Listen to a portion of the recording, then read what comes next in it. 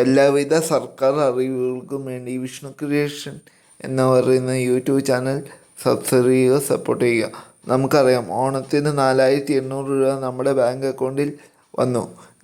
ഇനി മുതൽ അങ്ങോട്ട് 2024 അവസാനം 2025 തുടങ്ങിയുള്ള കാലഘട്ടത്തിൽ ക്ഷേമ പെൻഷൻ 4 മാസത്തെ കുടിശ്ശിക കിട്ടും. അതിനു മുമ്പായി ഇന്ന് ലാസ്റ്റ് ഡേറ്റാണ്. ക്ഷേമ പെൻഷൻ മസ്റ്ററിങ് ചെയ്യാൻ ലാസ്റ്റ് ഡേറ്റാണ് 30-ാം തീയതി. ഇന്ന് മസ്റ്ററിങ് ചെയ്തില്ലെങ്കിൽ ഈ മാസം മുതലുള്ള ക്ഷേമ പെൻഷൻ എല്ലാവർക്കും നഷ്ടപ്പെടും. അപ്പോൾ എത്രയും പെട്ടെന്ന് മസ്റ്ററിങ് ചെയ്യുക. ഇനി ക്ഷേമ പെൻഷൻ 2025 2200 എത്തിക്കാം.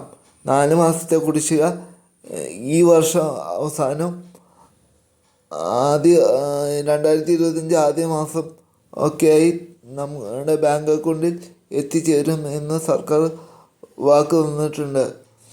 പിന്നെ മാർച്ച് മുതൽ എല്ലാ മാസവും നമുക്ക് മുടങ്ങാതെ 1600 കിട്ടിക്കൊണ്ടിരുന്ന സ്ഥാനത്ത് ഇനി മുതൽ 1700 2025 തുടക്കത്തിൽ നമുക്ക് ലഭിക്കാൻ പോകുന്ന സർക്കാരിൻ്റെ അറിയിപ്പ് വന്നിട്ടുണ്ട്. ക്ഷേമ പെൻഷൻ കൂട്ടാൻ പോകുന്നു. അതുകൊണ്ട് എല്ലാവരും മറക്കാതെ മസ്റ്ററിങ് ചെയ്യുക.